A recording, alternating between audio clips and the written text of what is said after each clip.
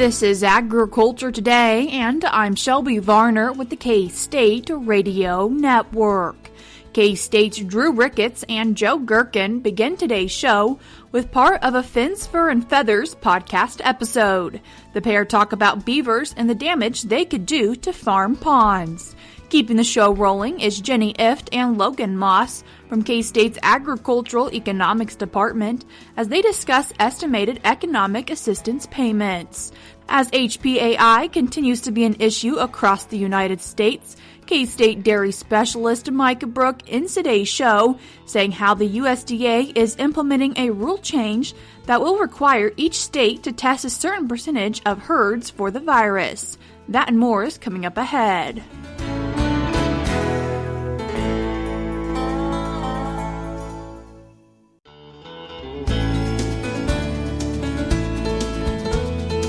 You're tuned in to Agriculture Today, and we start our Tuesday show with part of a podcast episode of Fins, Fur, and Feathers from K-State's Drew Ricketts and Joe Gerken.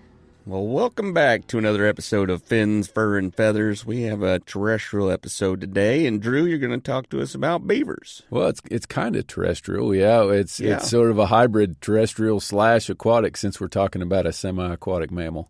That's good. I like that overlap there. So it's fur harvester season, so we're out there.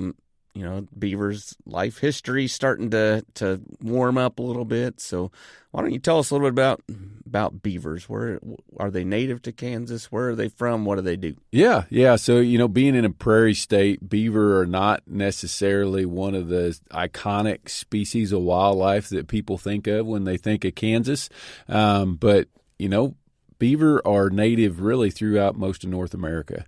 They were historically in Kansas, and if we go back to some of the early trapping records, beaver actually existed all the way out to the far western parts of Kansas. Oh, wow. In the 70s, I was looking at some old trapping records this morning just to kind of refresh my mind, but in the 70s, Wichita County, which would be about halfway up the state north and south and touching Colorado. So Wichita, Kansas, and Wichita County are in very different parts of the state. But Wichita County was one of the counties that showed that people were very successful at trapping beaver when they tried to catch them. So they were definitely throughout Kansas. And really, beaver are the reason that the West was explored by the French fur trappers. Originally, I see these bumper stickers that say "Eat beef" because the West wasn't one on chicken. I've always wanted to make a bumper sticker that said "Trap beaver" because the West wasn't one on livestock. Because really, that desire or demand for beaver fur is why the West was explored originally. Yeah. Where are these lodges? Where are they living? Yeah, well, and a lodge and a dam are two very different things that serve two very different purposes. A lodge is where beaver typically will build up a mound, and they're building that mound out of mud and sticks and those sorts of things that basically makes a platform that they're going to live on. And then they start to pile mud and sticks and debris on top of that, and it ends up making almost this igloo or dome-shaped pile that has a living chamber inside of it that ends up being above the water because they've built up that platform. And then from that chamber, there's going to be entrances and exits that go down into the water. And so that's a beaver building a house. And where we have a fair bit of shallow water and where we don't have steep banks next to that water, it's really common for them to make those lodges to live in. The most common areas that I see them are more wetlands rather than reservoirs, lakes, rivers, and creeks. Now, what's a little bit confusing is if we've got a bank den that collapses, then they'll start to pile sticks and mud on top of that to fix the roof, and that bank den ends up looking like a lodge because it's got that same sort of structure on top of it. A dam, on the other hand, is beaver making sure that they always have water. And so they're actually physically building a obstruction that runs perpendicular within a stream to back water up. So it's actually a dam that they don't live in. It doesn't have a chamber inside of it. They don't want it to be hollow because that makes it wash out. But they are backing that water up because if a predator can get inside their den or inside their lodge, then that's really easy. They're sort of easy pickings. Beaver can build their homes in man-made dams of ponds that are built. I'm wondering if you have any insight. Is that going to cause a dam failure? Is that, what's the implications of them building a little hut in the side of a dam? Yeah, it really depends on how big the dam is. And when we're saying that, I mean how tall is it, but more importantly, how wide is it? How thick is that dam from the backside where it doesn't have water up against it to the side that it is holding water on? And, when a beaver is in a creek or a natural area that we haven't built up to hold water, most of the time when they dig a bank den, it doesn't hurt anything. It's just a beaver being a beaver. But when a beaver digs into a pond dam, oftentimes that leads to a catastrophic failure of that dam. Not 2 days after they dig it, probably not 2 years after they dig it, but 5 or 10 years after they dig it, especially after we have a few toad stranglers where we get a whole bunch of rain and we've got a bunch of water that's trying to move through that pond and it's looking for a place to go. Going through that den and really more importantly cutting over the top of it, especially after the top of that den has started to collapse. Maybe cattle step on it and collapse it. Maybe an angler like me or you steps on it and falls through, or maybe just that natural process makes it fall in. Then that water will start cutting through there, and it'll cause a dam failure pretty often. So the general recommendation is that beaver and farm ponds, especially if it's, let's say, a 5-acre pond or smaller, that's not a good mix. You don't want to have beaver in those smaller ponds because they absolutely can cause that dam to fail. One of the other important things to point out when we're talking about farm ponds is that a lot of times the spillway, the trickle tubes, these critters like to shove all kinds of stuff in there and prevent the water from flowing out, which that can lead to water flowing over the top of the dam. And we really quickly would start to see catastrophic failure of that dam if that would happen. So making sure there's lots of reasons that kind of keep being aware of what critters are in your pond and the implications of having them there, understanding that and getting rid of them if need be. It's just part of the protocol. Definitely something you'd want to think about and consider. And is this the time of year to go out if you're having problems with them to trap them and get rid of them? Yeah, this is a really good time. And there are going to be people, if that's not something that you want to do yourself or that's not something that you're equipped to do yourself, this is a time of year when there are people who want to go out and trap beaver to harvest the fur and for the recreational value that they get from that. And so in Kansas, we're looking at like the middle of November until the end of March would be the legal season when you can harvest beaver. And of course, regulated harvest where people are able to utilize the fur from beaver and the meat and the casters and all that sort of thing. That's the best way if we do have to remove beaver because then they get to be utilized. Outside of that season, if somebody's having beaver problems and they can't be solved by non-lethal means, then we still have the ability to remove them because they're causing damage. And the big challenge with that is that unless you are a nuisance wildlife control operator, then you can't utilize the fur or the meat or any parts and pieces of that beaver if we take them outside of the season. So that's sort of we want to think of that more of as a last resort rather than a first resort. If you are going to trap beaver from a fur harvesting standpoint, then you need to have first completed a fur harvester safety course if you're in Kansas and then have a fur harvester license because they are considered a fur-bearing animal and hunting is actually not legal for beaver. And the main reason for that is that they're pretty hard to recover if we shoot them while they're out in the water. Sure. Well, if we wanted to learn more about how to, if we have a problem, we want to trap these animals, I assume we can reach out to our local extension agents. Any other good resources that we have maybe to figure out how to do it? Yeah, for sure. So we put together a video about trapping beaver. It's sort of an all-inclusive guide that will teach you how to snare beaver, trap them with body grips, and it's geared toward folks who don't have a lot of trapping experience, basically teaching you some really no-nonsense, easy ways to get out there and trap beaver, even if you haven't done very much of it before. So that's on our KSRE Wildlife Management YouTube page or YouTube channel. It's also linked on the species page for beaver at www.wildlife.k-state.edu. So good resource for a landowner who's having beaver issues, also a good resource for somebody who's fur trapping and maybe doesn't have a lot of experience with beaver and wants to learn how to be better. Yeah, and this might be a good time to do that during fur harvester season, right? Absolutely. So go learn a little bit about it. Well, Drew, a great talk about beaver. Really enjoyed learning more about them. So thanks for sharing all that good knowledge with us today. Yeah, it was fun. Well, thanks to all of our listeners for joining us on another episode here. Great to have you. We really appreciate it.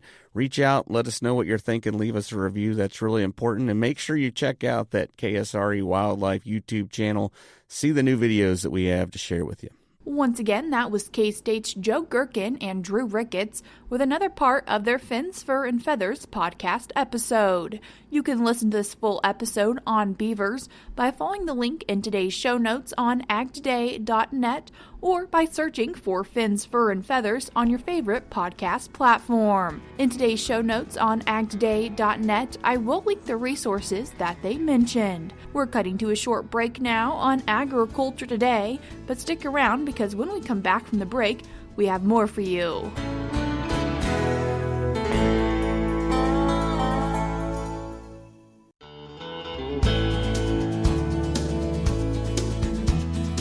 You're tuned in to Agriculture Today, and we continue our show talking about estimated economic assistance payments with Lynchbaugh Agricultural Policy Chair at K-State, Jenny Ifft, and Graduate Research Assistant in Agricultural Economics, Logan Moss. Jenny, Logan, thank you both so much for taking the time to join us today. Thanks for having us. As we're talking about estimated economic assistance payments, why are we? What happened, Jenny?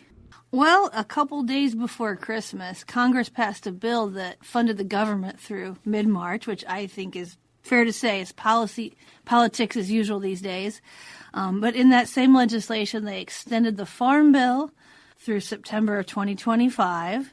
They also passed a large disaster assistance package, some of which will probably go to agriculture. We don't know too many deep details about that yet.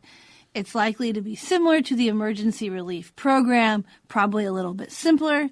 But what we're here to talk about today is the economic assistance payments that were passed for several major crops that were grown in Kansas. Logan, what are the economic assistance payments? So the economic assistance payments are a program that is designed to help producers with low profit margins. The economic assistance payments are a higher of two things. In most cases, it's the estimated national level losses.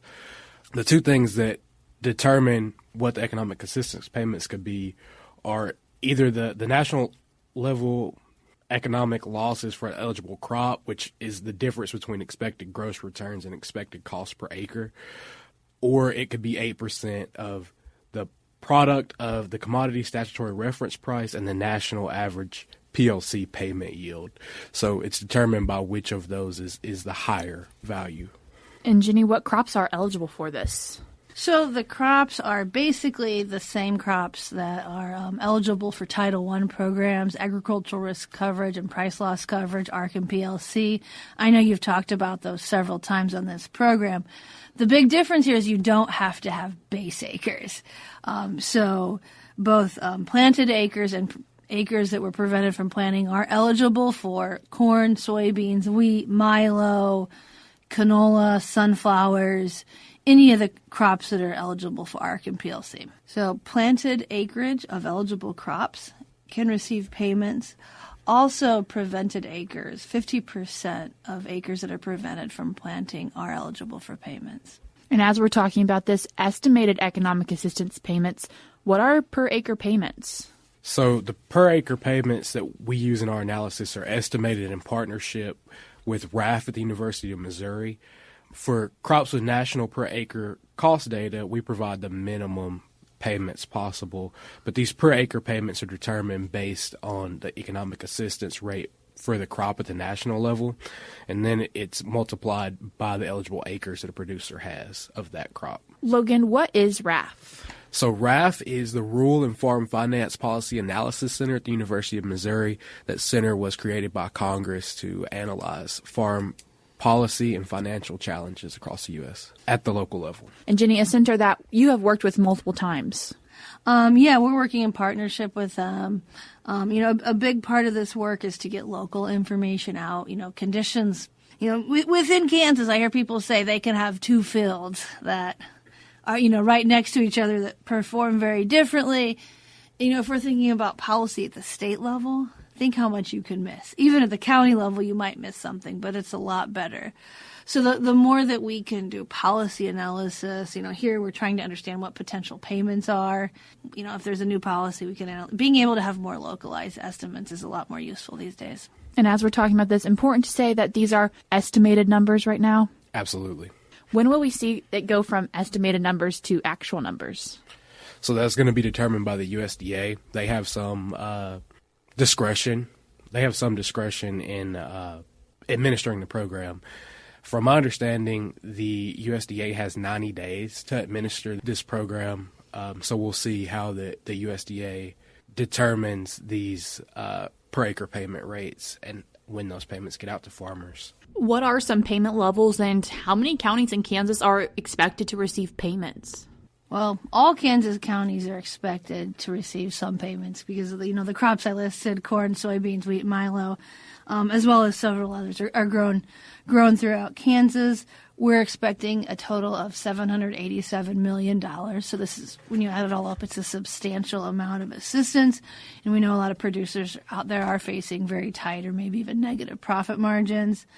If you look at it on a county basis, 77 counties are expected to receive more than $5 million, and 28 are expected to receive more than $10 million. That's really just based on the acreage they have.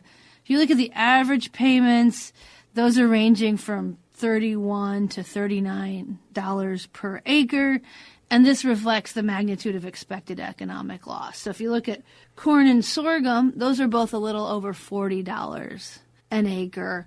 Wheat and soybeans, around $30 an acre.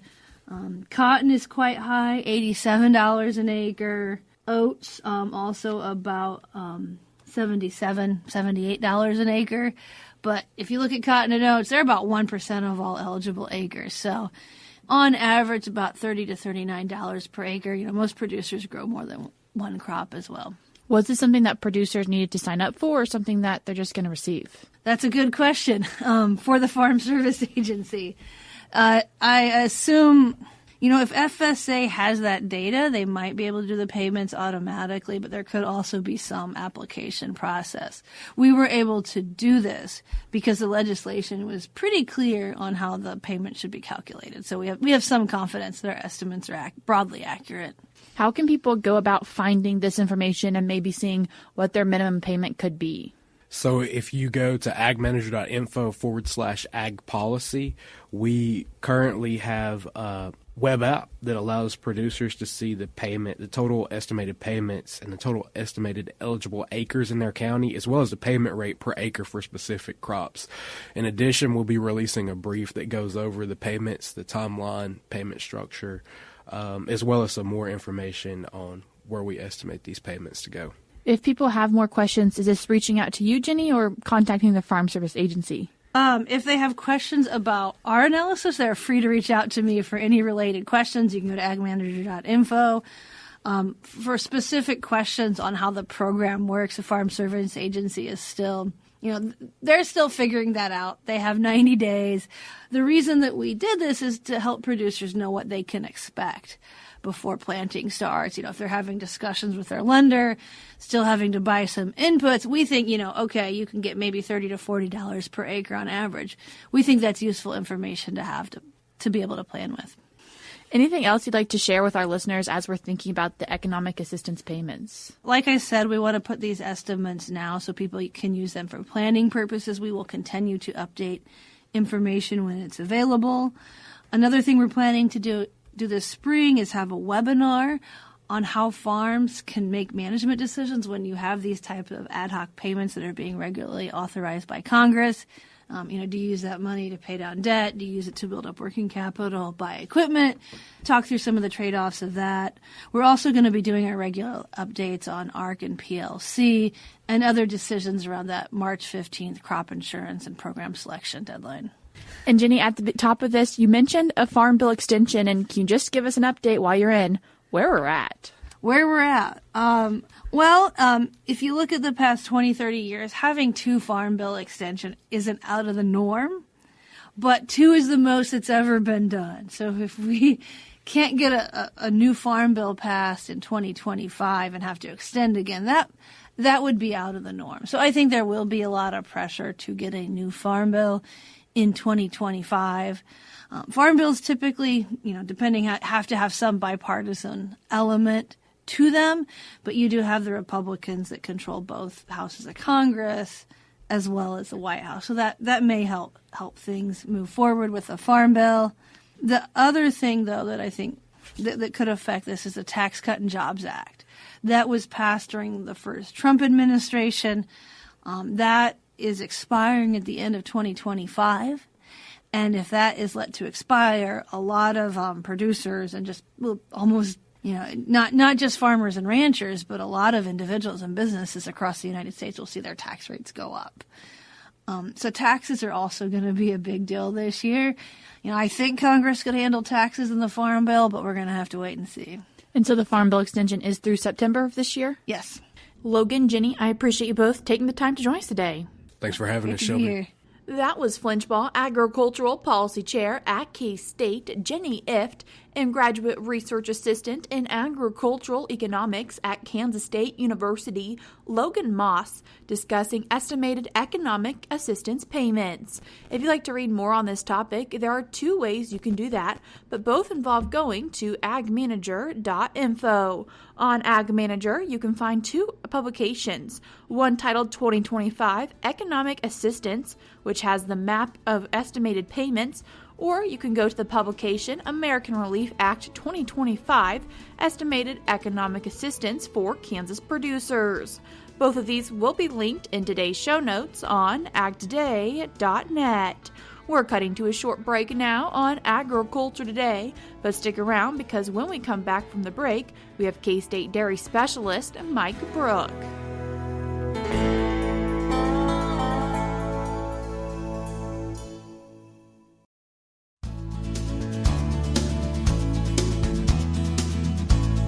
You're tuned back into Agriculture Today, and we end today's program with this week's milk lines from K-State dairy specialist Mike Brouk. Today I'd like to visit with our Kansas dairy farmers concerning HPAI and things that we're seeing around the nation as we look at the continuation of this issue in our dairy industry.